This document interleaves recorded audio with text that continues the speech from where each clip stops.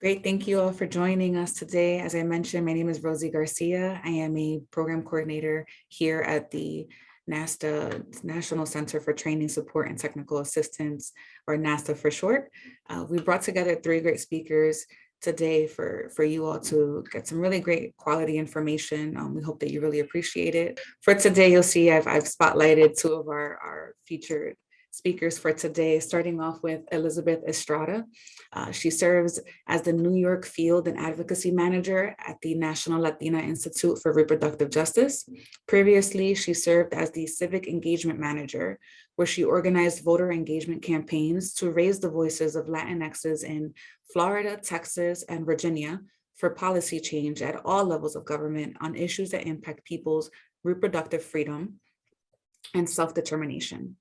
In Elizabeth's current role as the New York Field and Advocacy Manager, she engages in movement building for reproductive justice, develops community leadership, builds relationships with key stakeholders, and develops campaigns throughout the New York state. And then we have Aaliyah Tejeda. Aaliyah Tejeda is a native New Yorker and serves as a New York organizer at the National Latina Institute for Reproductive Justice, where they are responsible for organizing grassroots advocacy to raise the voices of Latinxes in New York for social change. Aaliyah comes to the Latina Institute with years of advocacy and activism experience in reproductive justice. Since 2015, Aaliyah has been a lead clinic escort for multiple clinics in New York City. They have also been a dedicated case manager for the New York Abortion Access Fund, assisting the organization's board in training new case managers. They have also received certifications from the National Council for Mental Wellbeing. Thank you so much for joining us today. You'll notice our speakers are phenomenal and they have so much knowledge and experience to share with you all. We really hope that you are taking notes and are looking forward to these slides being shared with you afterwards. Thank you again, Aaliyah and Elizabeth, for presenting today. Thanks for having us. All right, great. So we'll just get started then. Thanks everyone for joining. It seems like you have a vast array of expertise already here in the webinar. We'll just be going over and sharing our particular niche expertise around reproductive justice. My name, as Rosie said, is Elizabeth Estrada. I'm the New York Field and Advocacy Manager at the Latina Institute. I use she, her pronouns. I've been with the Institute for about 9 years and am dialing in from the Bronx. I'll pass it over to you, Aaliyah. Hello, everyone. My name is Aaliyah. I use she, they pronouns. Thank you so much, Rosie, for that introduction. I come to the Latina Institute since last year, so I'm fairly new, but I'm really excited to bring my experience with my activism advocacy and to share that with you today. And I am coming from Queens, New York. Awesome. So what are we here to talk about? Reproductive justice. We're just going to start to kind of get an idea. That was fine. You can go to the next slide. We want to get an idea from the audience what comes to mind when you hear the term reproductive justice. Please feel free in the chat now to share what comes to mind. We'll just take a minute and hear from our audience. You can also, I don't think you can unmute, so just in the chat, feel free to share your responses. And we're hearing your body, your decision. Yes, thank you, Lauren. Danielle saying female rights, equity, women and families, controlling family planning. Thank you, Giselle. Women can make their own choices about whether to bear children or not. Thank you, Sandy. Daniela, bodily autonomy for all. And Nancy, no restrictions on your choices. Words for Black women's human rights. Thank you, Yahaira. And Chiquita says women's freedom to make decisions about one's body and family growth. Lauren, intersectionality. These are awesome responses and they are all correct. Thank you. Turlo, equal access to reproductive care. Absolutely. That is a huge tenet of reproductive justice.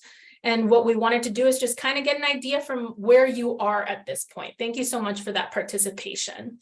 So now we have another question for you. What is reproductive justice? And we take this time just to kind of get, going to share with you how we define it and then kind of the origins of it. Reproductive justice is people working together for social change with an intersectional agenda. And at the Latina Institute, our reproductive justice approach seeks to dismantle systems of oppression that target Latinx identities, including, of course, Black, Indigenous people of color. The best solutions come from those most affected by the problem. And I know that you all as community health workers know that firsthand. So we at the Latina Institute center the voices of all Latinxes, Latines, including Black and Indigenous people of color to create lasting change. And here you'll see a photograph of godmother of the reproductive justice movement, Professor the illustrious Loretta Ross, who is one of the godmothers or mothers of the reproductive justice movement, as we like to lovingly refer to her. And now the term reproductive justice combines reproductive rights and social justice. It was coined and formulated as an organizing framework. So we use it to organize in the community and to advocate. And it was created by a group of Black women who came together for that purpose in 1994, who called themselves the Women of African Descent for Reproductive Justice. They gathered in Chicago for a conference sponsored by the Illinois Pro-Choice Alliance and the Ms. Foundation for Women, with the intention of creating a statement in response to the Clinton administration's proposed plan for universal health care. So they launched this framework by publishing a full-page statement titled Black Women on Universal Healthcare Reform, with 800 plus signatures in the Washington Post roll call addressing reproductive justice in a criticism of the Clinton health plan. The women who created the reproductive justice framework were Toni M. Bond Leonard, Reverend Alma Crawford, Evelyn S. Field, Terry James, Basola Maringay, Cassandra McConnell, Cynthia Newbell, Loretta Ross, Elizabeth Terry, Abel Mabel Thomas, Wynette P. Willis, and Kim Youngblood. There is a really great article that actually just came out recently that gives us more of an in-depth, which I can share after the presentation. So here you see a picture of Loretta Ross, one of the participants, and the founder of Sister Song, one of the leading reproductive justice organizations, which was just featured alongside us in USA Today, which we are continue to partner with and are very proud to this day. Loretta recently actually won the MacArthur Genius Grant in 2022, and it's important for me personally to acknowledge that Latina Institute would not exist if it weren't for the work of Black women. We honor their contributions and legacy and remain grateful to this day. Next slide, please. So, here we go. We love the questions out here. We want audience participation. We just kind of want to get from you an idea of what you believe are all the things in a person's life that impact their ability to create the families that they want. So what are the things that we must consider when making the decision to expand our family? We're hearing from Sandy, poverty, trauma from Danielle, health. These responses are great. Finances, of course, yes. Housing, absolutely. Stress, totally. So these are all things that one must consider. Community support, jobs, access to healthcare. All of these things are important decisions that one must consider when thinking about expanding their family. If you can go to the next slide. And here it's just our, what we look at as reproductive justice is like we mentioned, a framework. It's a vision for social justice organizing and advocacy created by Black women and characterized by intersectionality and inclusivity. Reproductive justice will be achieved only when all people have the economic, social, and political power and resources to make their own decisions about their body, health, and sexuality. And these are all the things that you all mentioned. It is an intersectional way of looking at the fight for reproductive freedom, because we recognize as communities of color, as immigrant communities, as non-English speakers, as disabled people, that we can't just say choice is about choice, because choice without access or choice on paper does not necessarily translate to access to that choice. So intersectionality must be addressed when we think about how we approach reproductive justice and the framework in which we organize and advocate for our community. Next slide, please. And so a vision, we talked about the framework, but what we envision is that everyone, regardless of race, age, ability, national origin, income, sexual orientation, gender expression, has equal right and access to reproductive health services, as well as the right to make informed decisions about whether or when to have children. And I'm sure you all can relate that this vision is something that is intimately connected to all of our decisions, whether it is where we're moving to, or if and when to start a family, or what job to go, where to leave your kids for daycare or school. These are all the things that we envision that everybody should have equal and equitable access with dignity and respect.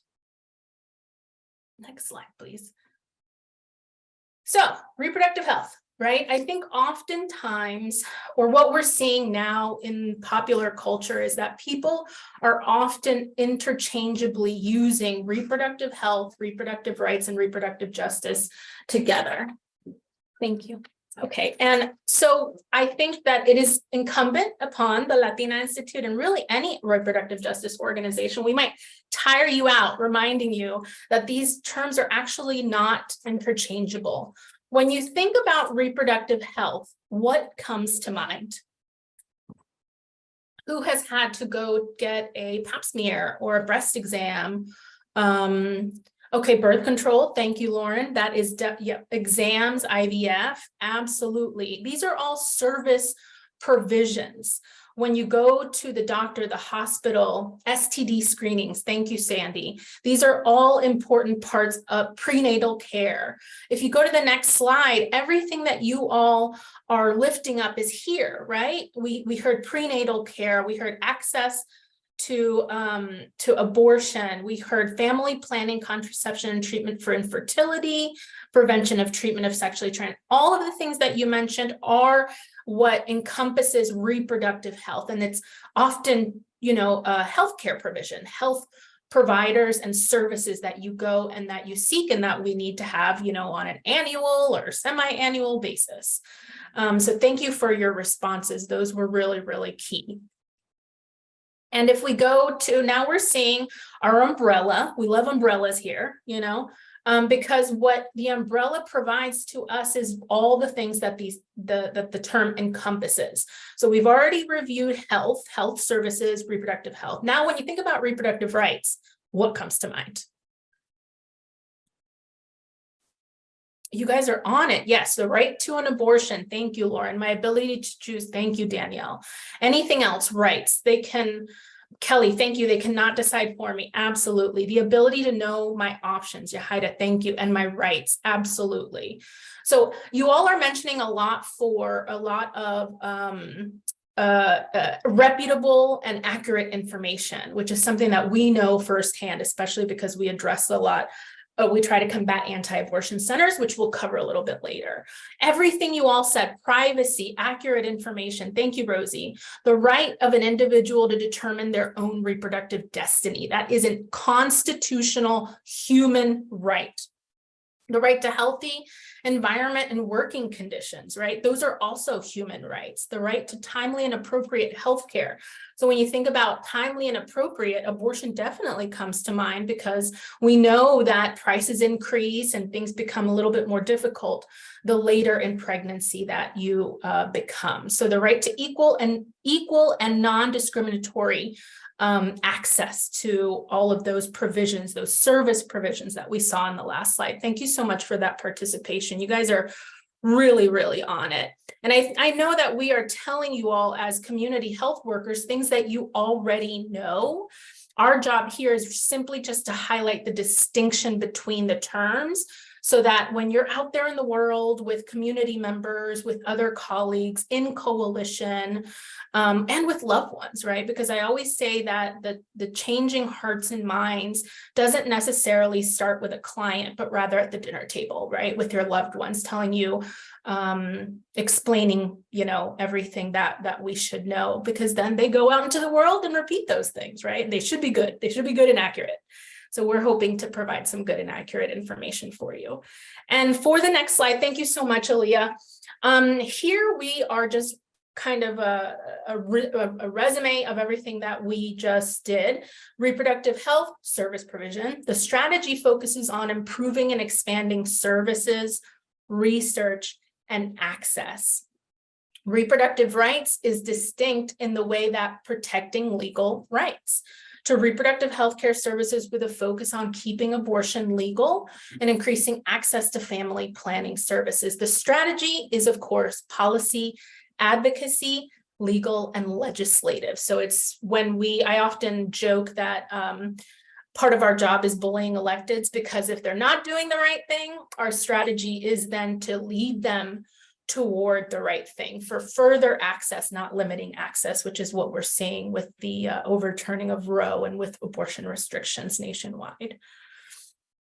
So the next slide is simply just a visual for you all. If we haven't knocked it to the point, this is the final round, right? So we have reproductive rights plus social justice equals reproductive justice. It's a framework in which we apply strategies that advance our reproductive rights and social justice in the community, and that's how we get reproductive justice. So here, we just want to highlight how fighting reproductive oppression with reproductive justice activism, what our focus and strategy is.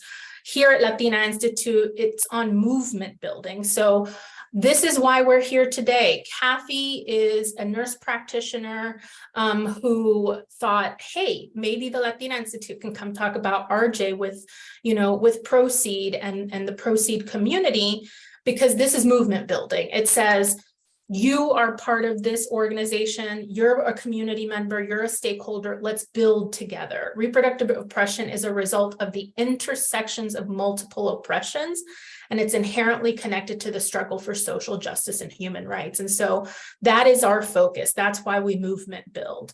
Our strategy puts women of color and communities of color at the center, to support their leadership, build their power, integrate other social justice and human rights issues and constituencies to incorporate an RJ analysis into our work. And we do that because we trust that people at closest to the oppression know what is best for them. And when you trust the people, they become trustworthy. And that is our strategy, to movement build for reproductive justice. Our focus is to movement build, and we do that by placing the people most impacted at the center of the solution, because that is who is best to know what it is. They know their lives best. And so here we're just going to, play a short video for you all to view to kind of show you what our strategy and focus is through video.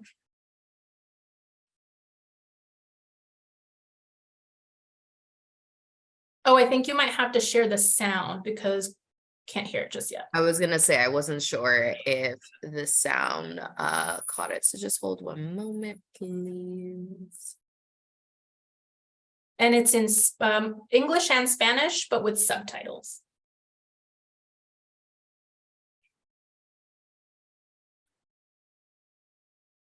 Embarazada porque cerraron la clínica de Missions, porque no hubo fondos para cuidarme. Desafortunadamente, hace 2 años que fueron interrumpidos estos fondos para la salud reproductiva de la mujer. Fuimos afectadas todas, mujeres que trabajan, mujeres que tienen documentos migratorios, especialmente mujeres que no tienen sus documentos en regla, fueron las más afectadas por esos recortes de la salud reproductiva de la mujer. Yo estoy luchando contra el cáncer y no tengo seguro. Lo que me piden a mí es que sea ciudadana para atenderme en Houston. Funding for women's health has been cut. Grants have been cut. And women who used to before have access to going and getting a mammogram, a pap smear, getting checked, they have no income and they have no access to those funds. Las barreras que yo veo en la comunidad donde me toca trabajar, el transporte es una de ellas. A veces las mujeres pierden sus citas a causa de eso. Ya no hay los mismos beneficios a veces, te piden mucho papelería. Tenemos la inseguridad de que tenemos miedo de exigirle al gobierno, ¿verdad? Que tenemos derecho. Nada nos va a parar para continuar luchando. No únicamente eso es un empiezo de una lucha, sino tenemos que continuar haciendo más luchas, haciendo más protestas, usando nuestra voz, hablando con representantes políticos, hacer un sinfín de cosas, reuniones, aunque sean pequeñas o grandes, pero unirnos. Como mujeres de nuestra comunidad tenemos el poder para lograr que todo esto cambie. No nos vamos a dar por vencido vamos a seguir con esta lucha para que los fondos regresen y se queden con nosotros. Algunas de las mujeres no salen de sus casas, no salen de sus cuatro paredes, ni siquiera salen a la calle por miedos, por temor, y también tienen muchos problemas emocionales, violencia doméstica. Entonces es ahí donde nosotros nos acercamos a estas mujeres y vemos que aunque tengan todas estas situaciones difíciles, podemos sacar lo más bello y lo más hermoso, que es su poder. Vecina, buenos días. Buenos días, ¿cómo estás? Women living in the lower Rio Grande Valley have struggled for years to obtain affordable health care in the face of numerous barriers, including cost, immigration status, and the lack of transportation. Despite these barriers and the daily risk to their lives, they continue uniting under one cause: a right to health care and a more just Texas. Nuestro Texas. Y nuestro Texas. Nuestro Texas. Nuestro Texas. Por nuestro Texas. Nuestro Texas. Porque somos tejanas. Porque aquí nacieron mis hijos. Nuestro Texas. Por la salud de nuestras mujeres. Porque no quiero ser un número más aquí en Texas. Nuestro Texas. Nuestro Texas. Por nuestras familias, por nuestro estado, por nuestro país.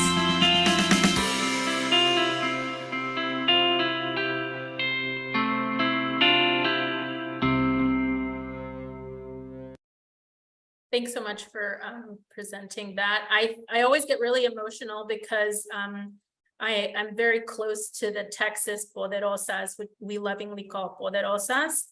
I know who's cutting onions, right? I think what I get most emotional about is that some of the people in that video are no longer with us. So like the fight for reproductive justice for us at the Latina Institute, not only in Texas, because we are a national org with presence in Miami, the Rio Grande Valley, Texas, the Bronx and Queens, and in Northern Virginia. But the work is dire right now. So I love seeing the power that exists in our communities. And I urge you to really consider how this is such a public health crisis. And I'm sure you all can agree because you see firsthand.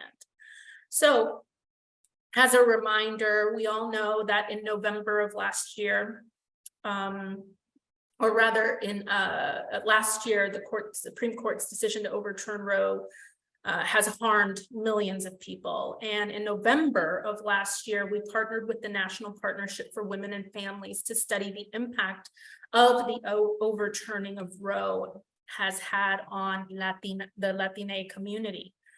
And it turns out, as we all might have guessed, the Supreme Court's decision to overturn Roe has harmed millions of people across the nation, impeding their access to abortion, disrupting their economic futures, and putting their health and lives at risk. The impact of this decision is particularly harmful for women of color who are less likely to have insurance, face greater economic barriers to accessing abortion. And this is truly a public health crisis. Since the overturning of Roe, nearly 6.5 million Latinas in 26 states that have banned or are more likely to ban abortion have been impacted. Nearly 3 million living in these states are economically insecure. Nearly 43% of Latinas with disabilities live in these 26 states. More than 1 million Latinas who live in states that have or are likely to ban abortion report not speaking English at all or not speaking it well, which, as you all know, certainly impacts how we're able to access healthcare. It is truly a highlight as to why community health workers are so important because of these stats. Close to half of all Latinas veterans in the US live in the states that have or are very likely to ban abortion after the Dobbs decision. And while the Supreme Court and while the US Department of Veterans Affairs, VA, has recently acted to expand access to abortion, not all veterans are eligible to utilize VA healthcare. So we find that Latinas in Florida, Texas, Arizona account for 3/4 of the Latinas in banned states and nearly 1/3 of all Latinas in reproductive age in the nation. We'll share this study with you. Here you'll see, some more stats just basically about how our various intersecting identities often are compounded barriers to access to healthcare, right? Low rates of insurance coverage, mistrust of medical providers, due to legacy of forced sterilization and other coercive practices. Some of you may recognize the films that I've highlighted here, La Operación, about the sterilization of Puerto Rican women, and No Más Bebés of the forced sterilization of California, Mexican women in California. So for the sake of time, I'm going to move forward because we wanted to highlight that many states have rushed to ban and further restrict abortion, which causes lots of confusion in the community. And we've kind of developed into a trusted source of accurate and reliable information. So we'll share these links post the webinar so that you all can read the articles. Now, I know things are bad, but all is not lost. We are seeing advocates and activists fighting back and resisting, and they're winning. So in Kansas, voters in 2022 overwhelmingly voted to strike down a proposed constitutional amendment that would have removed language enshrining reproductive rights in their states. Also last year, we saw 20 Democratic governors form a coalition to address the unprecedented assault on our reproductive rights. In January, here in New York City, we saw the Adams administration committing to expanding access to medication abortion by making it free at 5 clinics in the city. And of course, we saw the city council give a historic $1 million to the New York Abortion Access Fund and to the Bridget Alliance, which is a practical support fund, because we know that paying for an abortion for the medical procedure isn't all that needs to be considered, because the majority of people seeking care are already parents. You got to find childcare, you got to find a ride to the clinic, you got to find, if you're coming out of state, where are you going to stay? So there's so much that goes into seeking care. Next slide. Here, we just want to highlight our reproductive justice values. This webinar is to help you all come to show up in your roles with, perhaps if we can, kind of talk you into sharing our values and holding our values, then we aim to do that here at the Latina Institute. We believe that every person has the right to decide if and when to become a parent.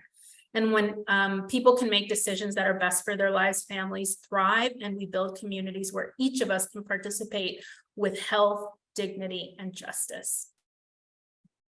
Here, we just want to provide you some language.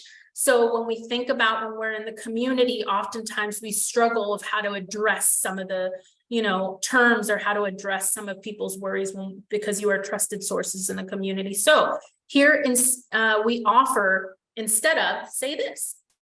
Here, when we think about baby, you should consider using embryo, fetus, pregnancy.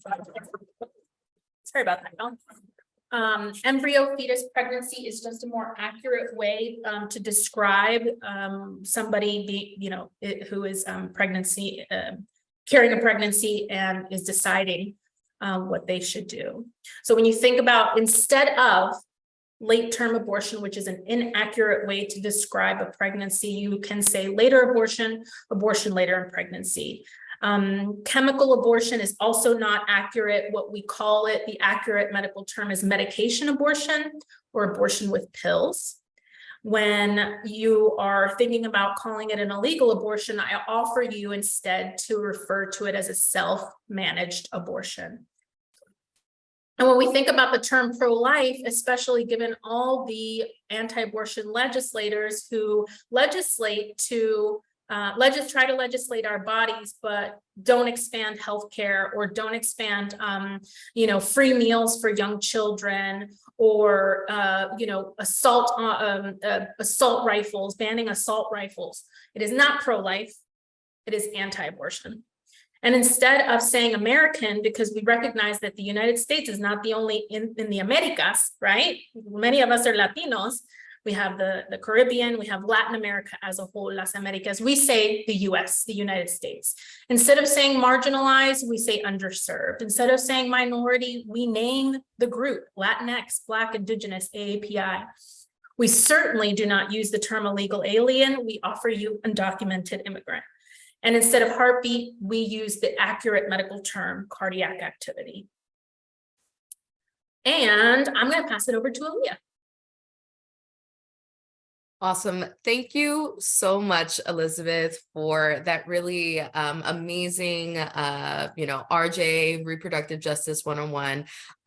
So now that we've gotten familiar, thanks to Elizabeth, with reproductive justice values and some of the advancements that New York has made towards abortion access, now I want to keep in mind now we know a little bit more with access and values, has New York really been living up to those values?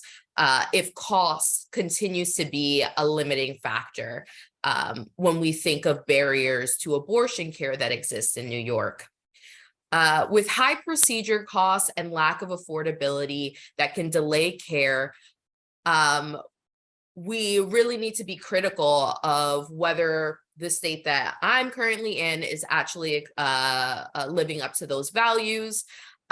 Separate from my work with the Latina Institute since 2020, I have been a volunteer case manager with New York Abortion Access Fund, assisting people in obtaining an abortion in New York. As a case manager, I help alleviate the burden of costs and connect people with practical support organizations to ease the logistical roadblocks when trying to obtain an abortion. I'll be going through the different hats within my work involving reproductive access and justice, and I will lead you through the journey of access from funding through the day of the appointment. So to give you a sense of what it looks like to support someone with an abortion fund, let's follow the very first case that I ever took over with New York Abortion Access Fund. Let's refer to this caller as Gloria. Gloria calls the NIAF, New York Abortion Access Fund number, where they get to 4 different lines. There is a line for Spanish speakers, there is a line for New York City residents, a line for New Yorkers throughout the state outside of New York City, and a line for everyone traveling to New York from across the country and overseas. Gloria leaves us a voicemail a voice message on one of the lines. Gloria leaves their first name, their phone number, and I, as the case manager, I listen to the message. And then I reach out to Gloria, keeping in mind any security concerns, like if it is okay for me to say that I'm calling from NIAF, or if there's a preferred time for me to call. The reason why I adhere to these security concerns is because I'm being respectful to the wishes of the caller. They may be a student, so I can only call them after class, or maybe they live with someone they can't be open with. And for their safety, I need to call within those certain times. All case managers return calls within 24 hours. When Gloria and I finally connect over the phone, I gather information I need for intake. During this call, I gather information that's important for the clinic to then identify the case when I make the pledge. But the caller is free to share as much information with me as they like. During this call, Gloria begins to open up to me. She tells me she's a veteran and that she doesn't have stable housing. Once I gather the info, I can then assess whether I need to coordinate with other abortion funds across the country to help cover the cost of the procedure. There is also some negotiating with the clinic on my part. And for Gloria, the cost of her appointment is $3,000. And after the price is set and determined, I send the pledge off to the clinic and Gloria is able to attend the appointment. Oftentimes, people are shocked when I tell them I am sending the pledge and that we got you covered. People often think that they need to work to deserve these funds. And Gloria was one of those people. She was concerned that she wouldn't be able to receive funding, and since she had unstable housing and wasn't working, there was a lot of fear on being able to afford her procedure. And because when she got to her appointment, she was further along than she was expected. And the original quote from $3,000 ended up totaling to $6,000 for the appointment.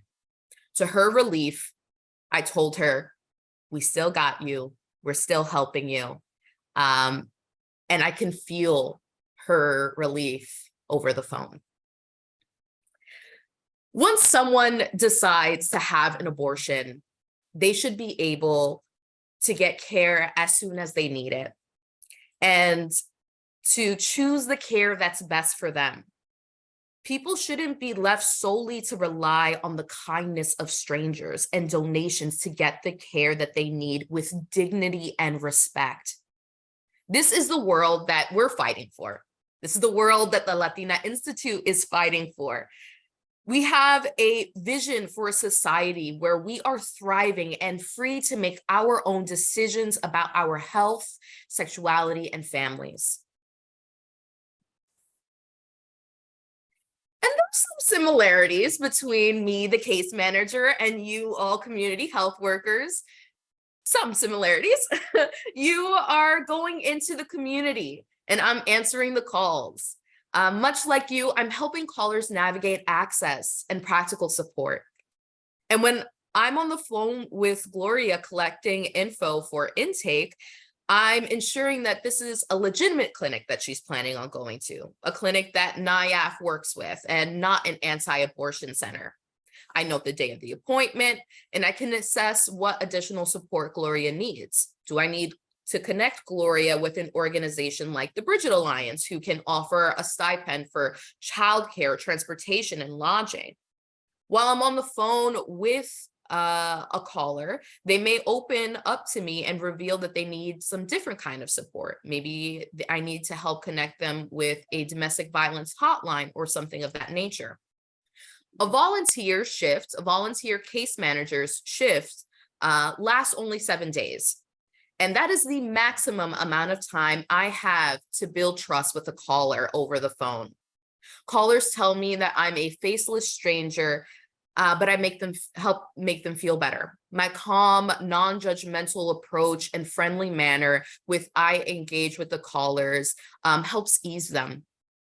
I have also spoken once or twice with folks about faith, and Elizabeth also is a volunteer case manager as well and has this kind of experience often on the Spanish line. My case with Gloria was a particularly special case because she had a non-viable pregnancy and was later in gestation, so it was later in weeks. And this was causing her great stress. I was on the phone with Gloria, being present, listening, reassuring her. But understand that kind of reassuring, being present, listening, that can happen to anyone I'm on the phone with, whether it even be 6 weeks. I'm on the phone with the caller, dispelling the same worries, myth busting, and any fears around the details of the procedure, whether it be an in-clinic procedure or a self-managed abortion. And to continue on the barrier of cost, I want to take the time to talk about the Hyde Amendment. The Hyde Amendment prohibits federal funds from covering abortion services for people enrolled in Medicaid, Medicare, and the Children's Health Insurance Program, CHIP. It is a discriminatory policy that Congress has included in annual spending bills since 1976. Going back to the specifics of Gloria. Gloria is a veteran and was on veteran insurance. Again, this was my first case. She was on VA insurance coverage. And the Hyde Amendment bans people enrolled in federal funded insurance like Medicaid from using their health insurance to cover abortion care. Now let's be Gloria for a second. Gloria was originally quoted $3,000 and on the day of the appointment was increased to $6,000. Imagine that kind of fear that Gloria had. The Hyde Amendment makes it harder for people to afford and access care, and this disproportionately affects Latinas and other people of color. I will take the time to read the quote from Henry Hyde, the creator of the Hyde Amendment, not to be in any kind of agreement, but to acknowledge the goal of any ban and restriction to access to abortion and who they affect the most. He says, "I will certainly like to prevent, if I could, legally anybody from having an abortion, a rich woman, a middle-class woman, a poor woman. Unfortunately, the only vehicle available is the Medicaid bill."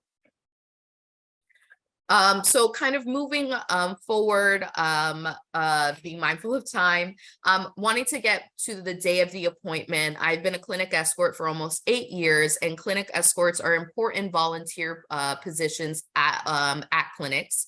And for someone who is getting to their appointment, I want to just give some advice. If you or anyone you know is approaching a clinic and there are protesters outside, I would say patients do not need to interact or answer any questions from protesters.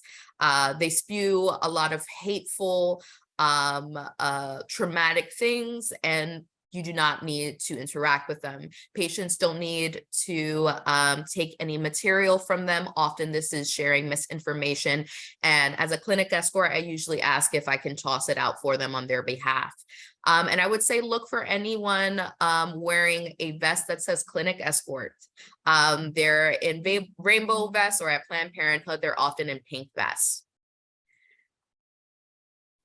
And we kind of mentioned anti-abortion centers a couple of times. Anti-abortion centers, also known as crisis pregnancy centers, use deceitful tactics to target people who are looking for abortion care and divert them to their centers. Anti-abortion centers even open up locations very close, or in some cases in the same buildings as certified sexual and reproductive healthcare providers and clinics. The sole mission of anti-abortion centers is to lie and bully you out of getting an abortion. With these graphics, we share info and share facts about these harmful centers. And New York is not a stranger to these anti-abortion centers. Anti-abortion centers outnumber abortion clinics in New York State. And recently, a city council member in New York City used discretionary funds to fund an abortion center in New York City. So this is shared on our Instagram page. This is a series of infographics talking about anti-abortion centers and dispelling any kind of myths. And then with what we're doing at the Latina Institute, for the past 4 years, we have been working to combat anti-abortion centers through our Fuera Fake Clinics campaign. And we have successfully partnered with Assembly Member Deborah Glick to pass the CPC study bill, which authorizes the Commissioner of Health to conduct a study on the issue and issue a report examining the unmet health and resources needs facing pregnant people in New York and the impact that anti-abortion centers have. We won this legislative advance during the 2020 legislative session. So yes, we are proud to say this campaign is community informed, as a main tenet of reproductive justice is centered to those most impacted in the solution to the problem. We trust to know what is best for people in their lives. Our job is to simply assist folks in seeing the inherent power within themselves. We do this by creating safe spaces where folks can talk about feminist issues. And one of those in the Bronx and in Queens has been addressing the harms of anti-abortion centers. We have worked with our poderosas to gather data that help inform legislation. We educate and dispel myths that anti-abortion centers perpetuate around what abortion is, and it isn't by sharing accurate and reliable information. So this is some places where you can follow us at through LinkedIn, the National Latina Institute Instagram, but the Latina Institute New York, we have a direct Twitter account that you can follow us, where you can keep abreast with any information and campaigns that we have going on. On Twitter, we're very active at Poderosas NY, and our Facebook, Latina Institute New York. And here is our information. Ellie, I don't know if you want to say anything else before we pass the baton over. No, just if you want to hit us up directly, there we are. Please feel free. Awesome. Thank you so, so much. Thank you so much, Elizabeth and Aaliyah, for sharing all that you just shared with us. I know it is a lot of information, but just wanted to see if there's anything else that you wanted to share before we move over with Catherine. But I noticed that there was a question in the chat box that was already taken care of. I wanted to remind everyone, if you have any questions for Elizabeth and Aaliyah, just feel free to add those in the Q&A panel and we'll come back to them. But just wanted to check in with each of you to just make sure if there's anything else you wanted to share. That on my end. Perfect. Great. Thank you so much. So I'll go ahead here and just remove your spotlights and then bringing forward our next speaker. Just bear with me 1 second.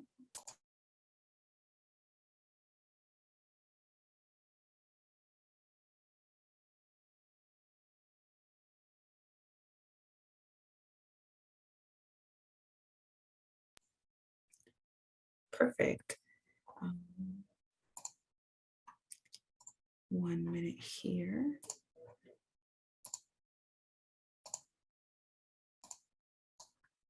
Great. And so, Kathy, can you just let me know if you see your slide?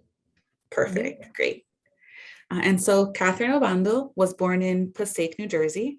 Kathy attended Rutgers University and graduated with a bachelor's degree in political science.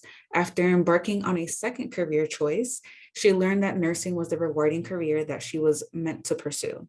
She became an RN and was fortunate to begin her career in the emergency department of a local community hospital. Motivated to delve further into her career, she attained her Master of Science in Nursing, nurse practitioner degree in December 2015. Kathy feels fortunate to have found her calling and is now practicing as a nurse practitioner at Planned Parenthood of Northern, Central, and Southern New Jersey. So thank you again, Catherine, for putting together a great presentation for everyone. We're really looking forward to hearing your perspective as a provider. Thank you so much. Thank you so much, Rosie. And thank you so much, Aaliyah and Elizabeth, for such a wonderful presentation. It definitely just renewed that's the fire that's in my belly. That's the reason why we're doing this. So once again, I'm so grateful to know you and to be involved with you ladies. So good afternoon, everyone. It is my pleasure to be here with you today. As Rosie said, my name is Catherine Obando, Kathy. And I am so honored to be here with you today. My passion for women's health and wellness goes beyond my regular 9-to-5 job. I also co-facilitate quarterly women's empowerment circles where I help create a safe space for women to connect, share their experiences, and learn from one another. I approach my job using a trauma-informed lens, which means that I take into account the potential impact of past traumas on my patients' current health and well-being.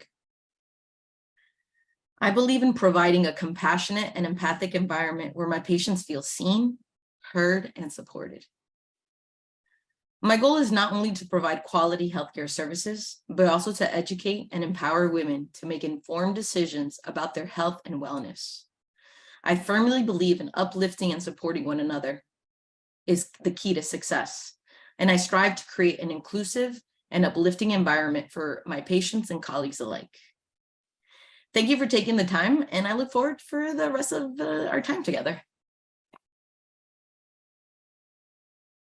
So I just wanted to, just a little background about here. I've been with Planned Parenthood for about 4.5 years now. I feel really fortunate to be able to do what I do. Currently, I provide medical abortions on a daily basis.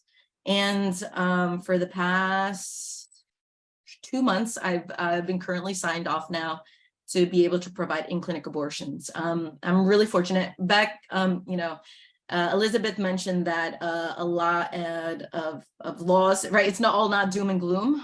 New Jersey was one of those states that in December of 2021, our governor, Phil Murphy, he repealed the physician-only law in New Jersey in an effort to expand and enshrine access to abortion in New Jersey.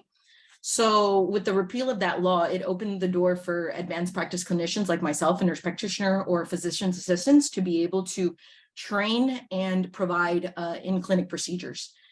So really fortunate to be able to say that I was the first nurse practitioner in the state of New Jersey to be able to do what I do. So I'm really fortunate that I'm able to provide this much needed reproductive right? So prior to working here in Planned Parenthood, I worked in an FQHC in Allentown, Pennsylvania for about just under 3 years. That was my first nurse practitioner gig. I was able to provide primary care services to a variety of patients.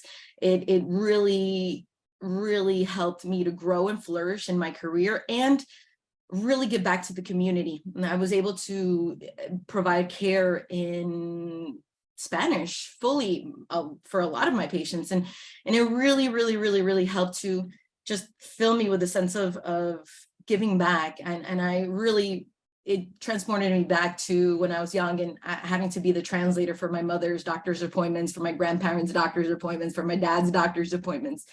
So being able to provide care in the language of the patients that I served was really rewarding.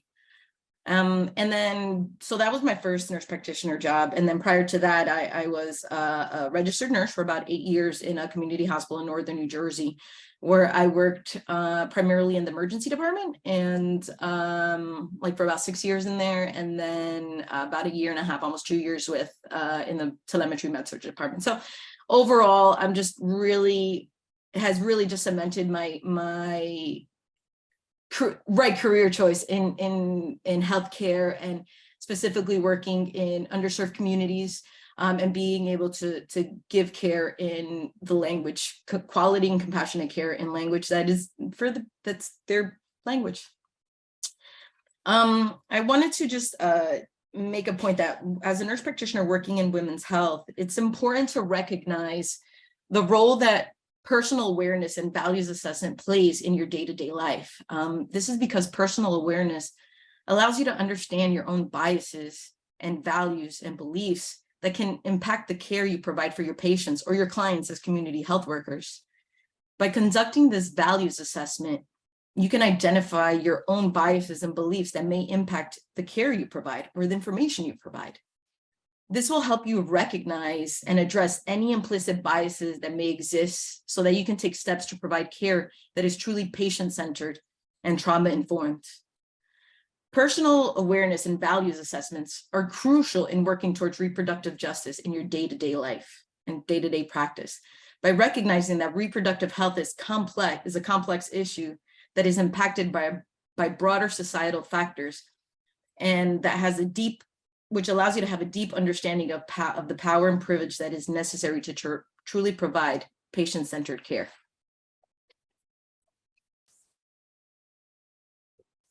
After completing this values assessment, it is important steps in recognizing the power of language and the importance of using inclusive language both in and outside of the clinic. That's actually one of the main reasons that the reproductive justice framework came about, as Elizabeth mentioned, Loretta J. Ross and the founding and the godmothers of the reproductive justice framework, how it was sponsored when they got together. It was sponsored by the Illinois pro-choice movement and Miss Magazine. However, the Black women separated themselves because they needed to come up with language that correctly addressed their concerns that was not really being addressed by the mainstream pro-choice movement, because it's more than just a binary of pro-choice, pro-life, or anti-choice. You know, it takes into the perspective just of that intersectionality. So being mindful of language and terminology and usage of language.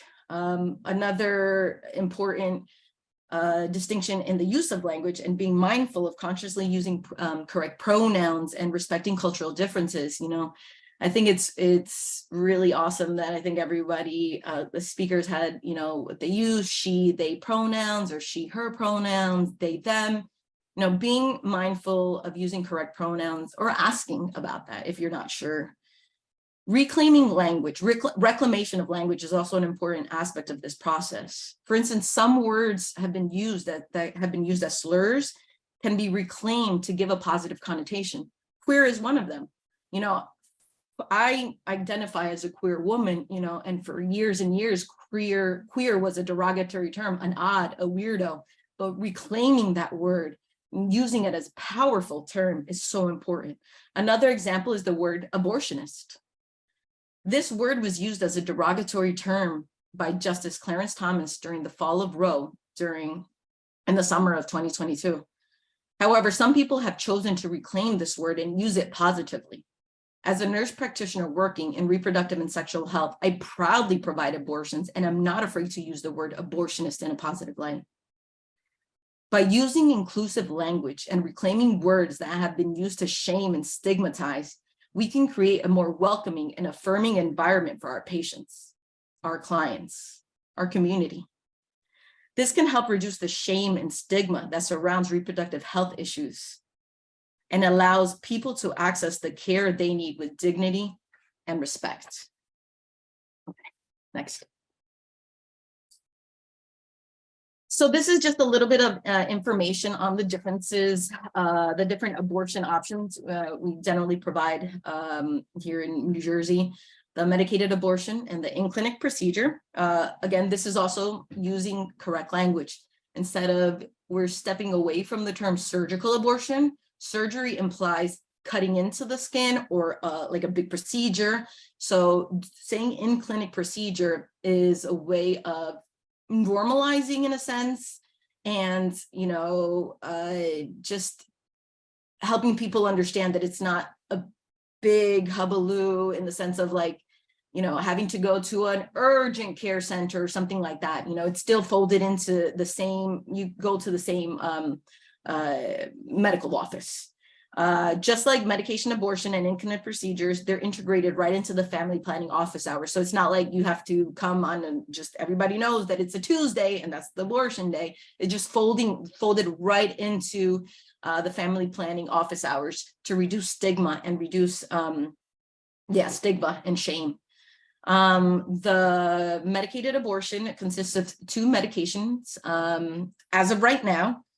Again, this goes to show you how constantly the right to abortion access is under threat. You know, in November, there was a lawsuit in Texas.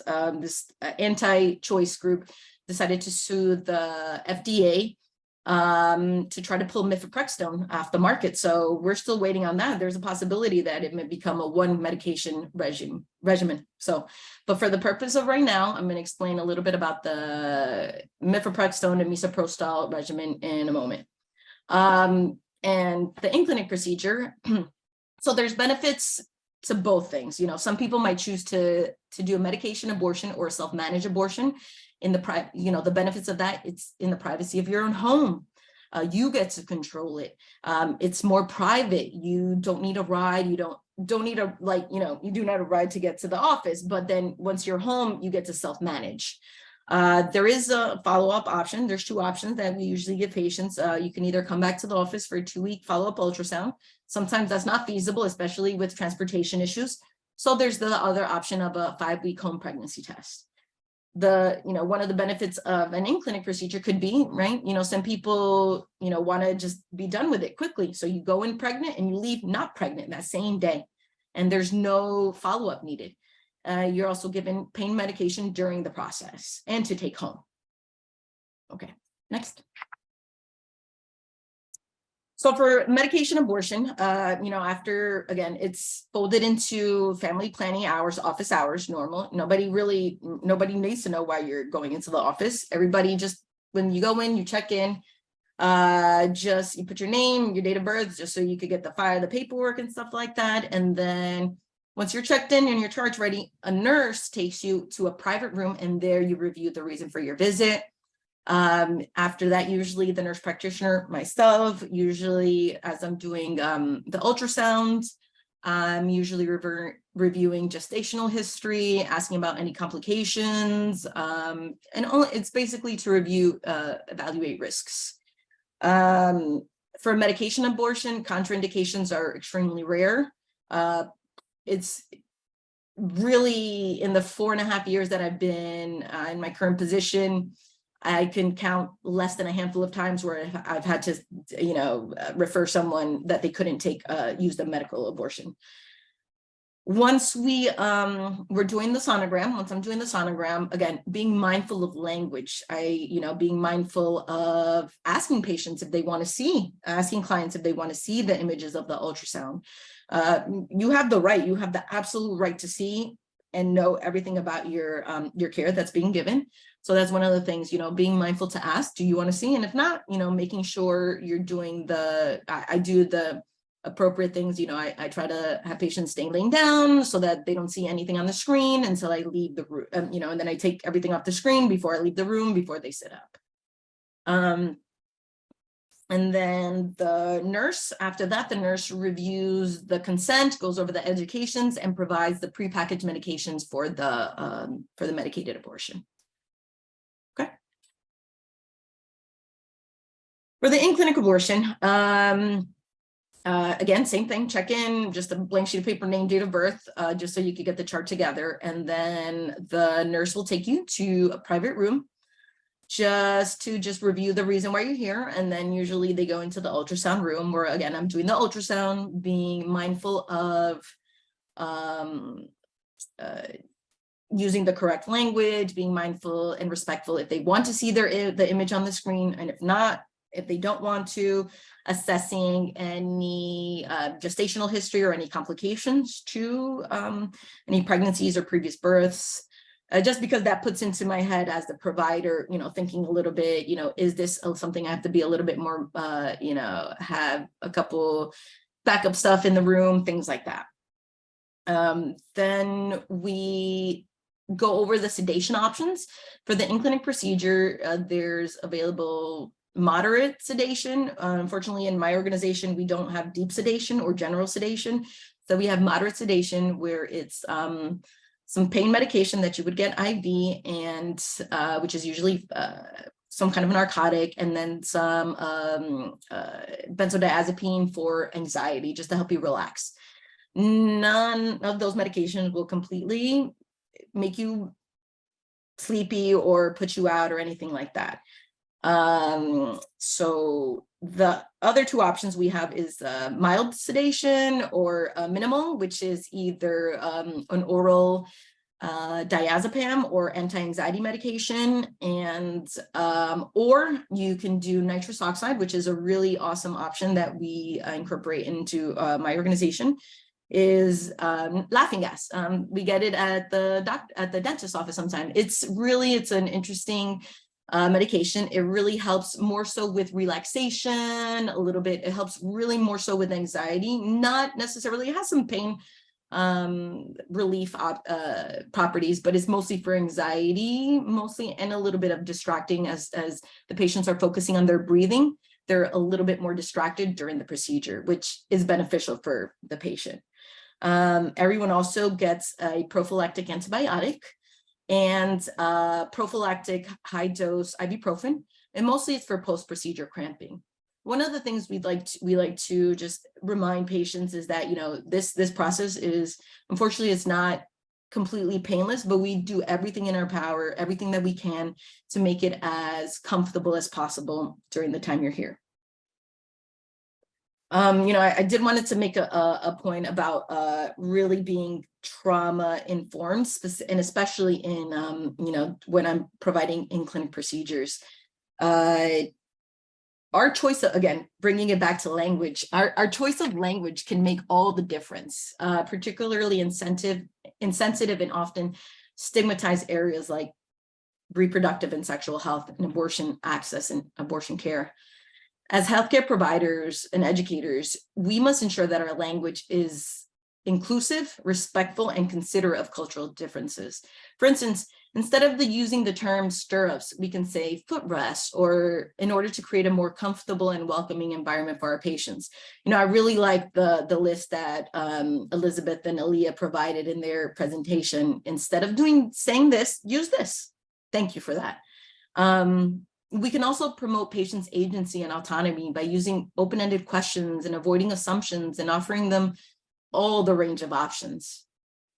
Additionally, as healthcare providers, we must recognize that patients seeking reproductive health care may have experienced traumatic events such as sexual assault or intimate partner violence. Therefore, it is crucial to avoid triggering language or actions that may exacerbate their distress. For instance, telling patients to open their legs, you know, and we can ask them to move their knees to the opposite sides of the room. Or it's also important to avoid using phrases like relax, it'll be over soon, which can trigger traumatic memories or sensations for the patients. I really am really particularly mindful of that, especially in my position as the provider. You know, I'm patients and people who are in the room, you know, they're at their most vulnerable position. So really being mindful of language use, of being able to provide just a really safe and space for patients going through, you know, this process.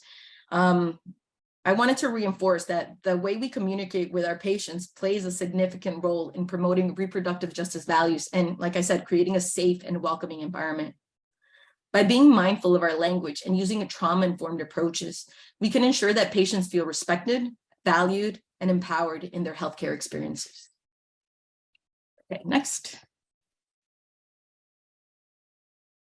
So I wanted to just remind everybody of Elizabeth's and Aaliyah's awesome presentation, and how can we walk the talk and keep and just implement RJ values in practice. The RJ values: salud, dignidad, and justicia. Making sure you do next. Making sure to use person first language. Oh, sorry, jumped a little ahead. This is I actually did want to go back to Loretta Ross, the picture of Loretta Ross, our godmother of the reproductive justice framework theory. This quote is really special for me. Storytelling is a crucial part of reproductive justice theory, an act of reclamation and resistance. And it is a way to link personal stories to the collective experience to form a platform of shared political action. Sharing my role of how I see reproductive justice, the lens of an abortion provider, you know, feeling that my experience being able to share to you, you know, this really struck a chord, and this is what this means to me, and how I walk RJ values in my life is by sharing my experience and my lived experience, and how I feel that I'm in a and then therefore you all, you know, can just take this information and just really, how can you incorporate this into your life by, again, being mindful. If being mindful of language is what you take from my presentation, that's really rewarding and thrilling for me. So thank you. Okay, next. So again, use of language, mindfulness of use of language, pronoun usage, asking about your pronouns if people don't, initially offer it. Using person first language, reassuring and making sure that even if we don't say we're here for you, our just openness, our vibe, patients can sense it, people that you interact with can sense your vibe, can sense your how you approach them, being in approaching people in just an open manner, reinforcing their consent, this is your right to be here. You have the right to say yes and no. You have the right to stop this process at any time. You have the right to change your mind at any time. And just understanding and recognizing the plethora of reasons for people that people choose an abortion. Understanding that people are intersectional. Nobody is in a vacuum, so really just having, okay. Oh, so sorry.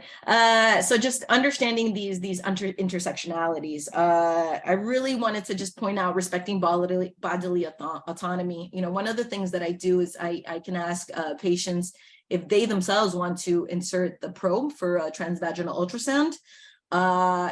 So it's not so jarring. And also, I personally try to really stick to abdominal ultrasounds, only being mindful of, people, again, have traumatic experiences that we have no idea. So just really understanding this. Okay, and next. So what can we do? Uplifting people of color within your organizations, specifically people of color, because that's one of the main tenets of RJ, as it's centering people, voices of peoples of color. You can empower colleagues to seek positions of leadership. Sometimes, we see our colleagues and we're like, wow, you should be the director, you should be a supervisor.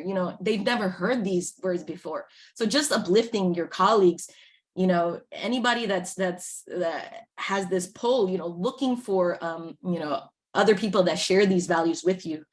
For people in the supervisory role, taking into account experiential, years of experience instead of traditional education. There's medical assistants that I would prefer with 14, 15 years of experience, that I trust their judgment more than a brand new fellow or a brand new resident. No judgment to you guys, but there's something to be said with experience, with intuitive knowledge. Okay, next. So again, how can we apply RJ values into our current practices? Just approaching situations with an open mind, not digging your feet in the sand, allowing yourself to shift in perspective, keeping an open dialogue with family and friends, taking this information out there, making it a point when you hear people misgender, misuse pronouns, hey, calling them out, opening dialogues with family and friends. If you can, at the dinner table, if you can change your family, if you can open a discussion with a family member, a cousin, a primo, a tia, and then they can go out there and share that information. That's amazing. Making it a point to learn from credible sources and seeking perspective from other groups. That's how I found National Latina Institute for Reproductive Justice. I was looking for people and for information that shared my values. And so seeking the information and making it a point to look for credible sources, sharing that information and sharing advice with the people around you, being a source to those around you, and getting involved in organizations that just advocate and live the reproductive justice values. Thank you.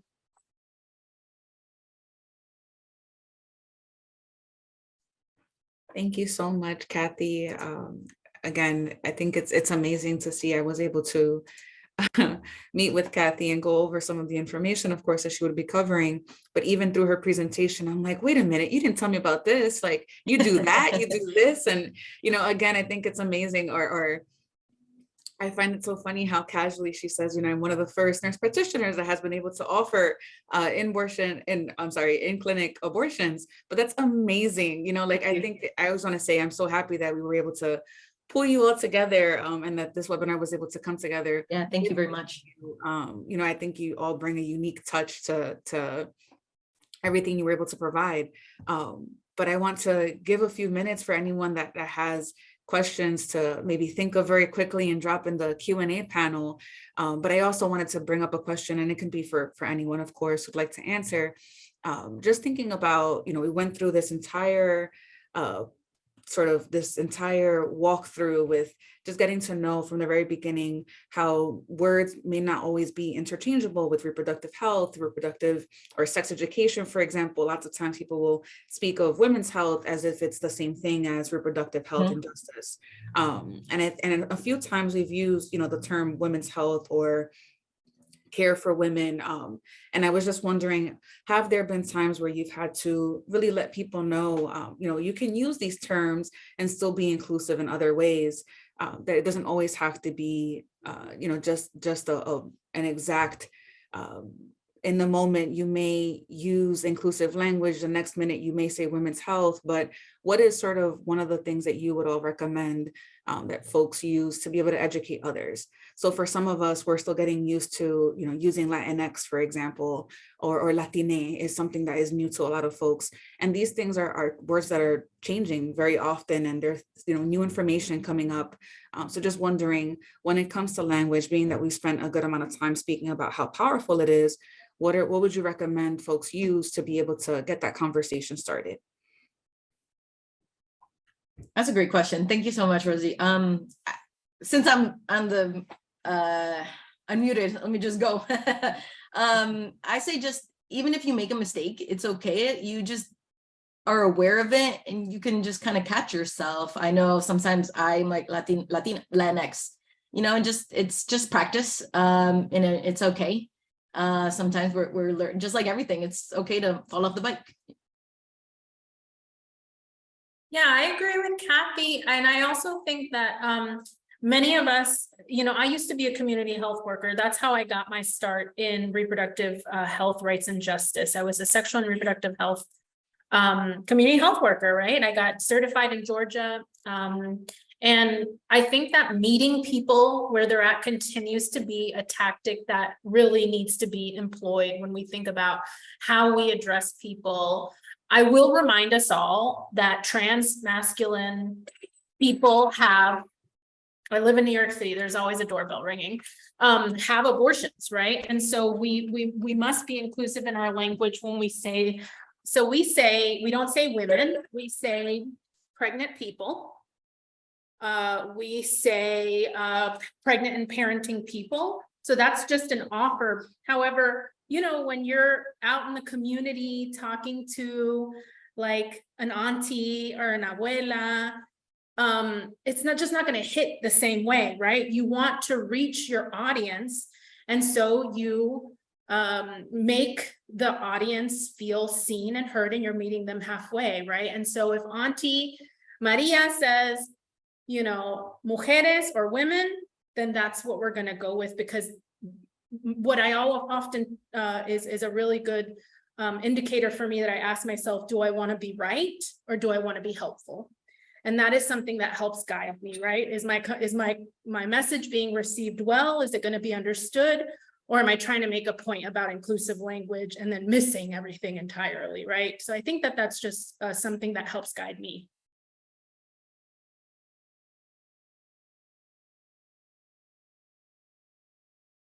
Oh, sorry, I was muted. Aaliyah, did you want to add anything on as well? No, I think Kathy and Elizabeth really shared it. I always love that saying that Elizabeth says, do I want to be right? Do I want to be helpful? So yeah.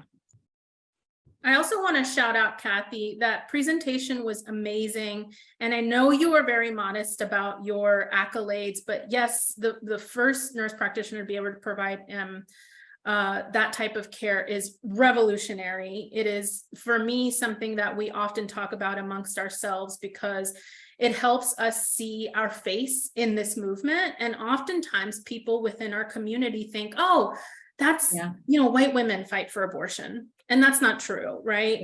We have been a part of this movement from the very beginning. And now we have leaders like Kathy in the community providing care. And I just thank you for bringing us to Proceed and for being a Poderosa. Just so grateful for your work. Yes, thank you so much. And then I know we are running a little bit short on time, but I wanted to ask if there was anything else that you all wanted to offer, whether it's, again, shouting out where people can find resources to get more information. I know, Kathy, right, you brought up the amazing point that Google is accessible to all of us and that we can always seek out organizations and other people that are interested in these topics and these conversations, but also interested in knowing what you all would like to share with those that may feel like this isn't necessarily their fight, or this isn't necessarily something that they focus on in their role, whether it's their professional role or personal role. Lots of people who are joining us today may be working in public health, but not necessarily focusing on reproductive health and justice. So just wondering to see if you have anything that you'd like to share with them. Again, reminding everyone that most of us have a lot more in common than we think. Yeah. I just want to say that even if you aren't working in reproductive health, you can carry this in your life. Whether and carry the terms that Elizabeth went over of how to be inclusive, when Kathy went over of how to be inclusive and be respectful. Like, this is something that can take you if someone ever opens up to you if they're needing an abortion, if you ever need an abortion, if one of your clients needs access and service, you now know what an anti-abortion center is and how to help differentiate a real legitimate clinic and resource to it, whether it be your clients or whether it be your friend, your sister. So I hope that reproductive justice is so intersectional and so expansive and so encompassing. Let it not just ever only live in your work, but I encourage you to carry those values in your life. I want to echo everything Aaliyah said, co-sign, endorse, and say that please visit us at latinainstitute.org. Please visit National Network of Abortion Funds, nnaf.org, to find abortion funds. There's one in every single state. And to Kathy's point about Google, while tech continues to improve the way they're supporting abortion access in this public health crisis that we're in, you do still have to be mindful, because anti-abortion centers will come up on your search. They did put a new feature that says this place does provide abortions or this place does not provide abortions, so that it helps you guide you. But if you want to hit us up, now you have our information. If you ever have any issues where you're out in the community, and NNAF is the place to find abortion funds. Bridget Alliance here in New York is a place for practical support, but there are organizations and networks in every single state. So hit us up if you have any questions. Yeah, absolutely. I was just going to say the Latina Institute is a really great resource. I know that Aaliyah does cafecito chats. And so it's a quick, it's 30 minutes. And so sometimes you can't sift through all the information, but it's like little tidbits.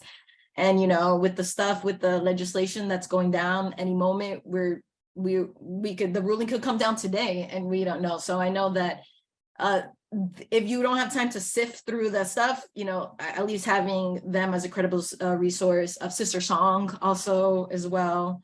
So just at least, because then they can disseminate the right information. So again, thank you everyone for joining us today. If you do have any questions about today's webinar or about our webinar series in general or our CEBA for Health Equity program, please feel free to reach out to me. If you're interested in receiving individualized CEBA, please contact us as well. You have the option of reaching out to me directly or emailing us at cebasolutions@proceedinc.com.